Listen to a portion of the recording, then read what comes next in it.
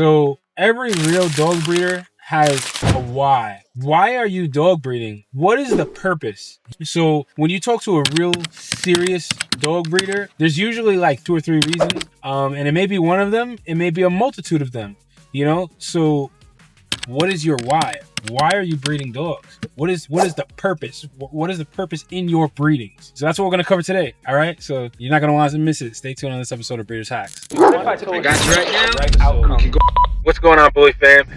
What's going on, Bully fam? It's your boy, the educator, the scientist, Mr. Double Muscle Line Bulls, bringing ya another episode of Breeders Hacks. So, as we said, I'm gonna go pick up some dog food right now. So we'll just shoot. We're here with Wilson. We're gonna just shoot some videos real quick, right? Talking in the car. So one of the topics is, like I said, the purpose. What is your purpose when it comes to breeding dogs, right? And this is something that I had to really search deep within myself when it came to my purposes and my reasons. But it usually comes down to a few topics, right? One of them being is like if you're preserving a breed. So sometimes people get into a breed and they don't even plan on breeding dogs, but the dog that they have, or whatever the case it may be, they come to find that whether it's the bloodline or whether it's the actual breed itself is actually very rare, or on the verge of, you know, not many people have it, or the breed may be getting diluted, right? So like, I'll just use an example is like, you have some people who breed a certain bloodline of Frenchies and they stay true to that bloodline of Frenchies because now there's so many other breeders that have came in and have done mixing and things like that. So they're trying to preserve the integrity of the bloodline that they feel the Frenchie should be, or whatever the case may be. So it's preservation. That's one of like the humongous reasons why people breed. Preservation. One of the reasons why I got into the exotic bully, for example, was the fact that when I seen the dogs in person, I was like, wow, like this is amazing. I've never seen anything like this, and I would love to be able to produce more of this style of dog so that then other people can, you know, easily have this particular dog, this particular style of dog, you know? So that's what got me into the breed that I'm in. Another reason that a lot of people come across is because of the fact that they simply like, they fall in love with their particular breed, or whatever the case may be. To me, it's not as good of a reason as like, say you're preserving the breed. Another reason is like, for example, working lines, right? And dogs that have a specific purpose, you know?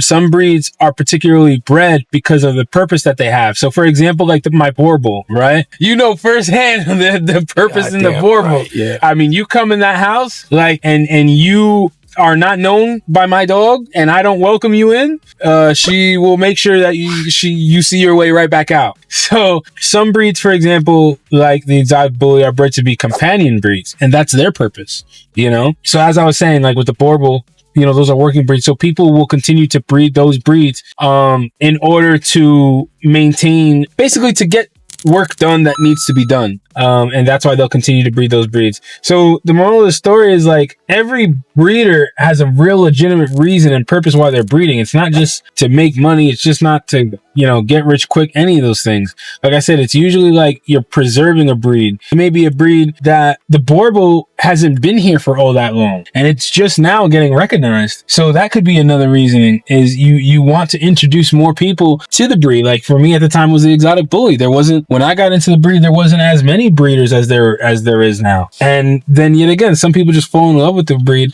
and they just want to have puppies, which to me in the beginning, that's cool. But will that help you maintain being a breeder in the long run? Will you want to continue to be a breeder when, you know, things get tough, times get hard, things like that, when it's not all fun and you start to realize that, wow, like this is actually a lot of work taking care of newborn puppies? So I just say, what is your why? And you should keep that in the forefront of your mind, because when things get tough, that's what you hold on to, you know? And for me, like I said, it was preserving, not just preserving, but being able to produce more of this particular breed so that then more people can have this breed, because it wasn't readily available. Like when I got into it, like especially in my particular area where I'm from, everybody was calling them like pocket bullies. They didn't even know what exotic was yet, and even pocket was still very new. Like you only seen pockets like online. Like nobody had them. Like when I was in the game, when I first got in, like in the like locally, it was just an online dog. That was nothing. You would never see that in person. And then if you did see one in person, it was like, oh wow, is that one of them, like, you know, pocket pit bulls, like that's what people would say. And now the exotic bully has gotten more and more recognition and is acknowledged. And like I said, it's a companion breed. Now, do some people not know what they're doing and breed styles of exotic bullies that may not be functional, that may have health problems, things like that? That's any breed though, you know, and some people are in it for the wrong reasons. And that's why there's certain breeders who continue to breed, like Frenchies. Like I know Frenchies, like there's some people who are in it for the wrong reasons and they're producing, you know, dogs that look crazy, like health issues. And then you have some breeders who are staying true to their look and their bloodlines. And right now there's a lot of people who are in the Frenchie breed. There's a lot of people who are in the exotic breed, but we're going to be here. So even when all those people, you know, maybe no longer breed because the money, they weren't making the money they thought they would make, or whatever the case may be, they're like, we're going to still be here and we're going to preserve this breed, keep the breed looking the way it should, even when all this mixed breeding and health defects are basically, like, when those breeders are all done, at least they'll still be good quality stock. I think that is a big reason as to why some dogs look the way they are, is because some people genuinely want to produce better dogs, and you'll see that in the quality of dogs that they produce. If you're in it for the right reasons, it makes sure, like for me, I'm in it for the right reasons. So that's why I only put the best breedings I feel like I could put together. So that's why my dogs don't have a lot of issues, like compared to a lot of other exotic bully breeders. Like my dogs can walk, you know, my dogs can breathe, you know, things like that. I'm even at a point where I'm ready to start like health testing for hearts, because my breed, exotic bullies, known to have really bad hearts. That's why you hear of exotic bullies like just dying.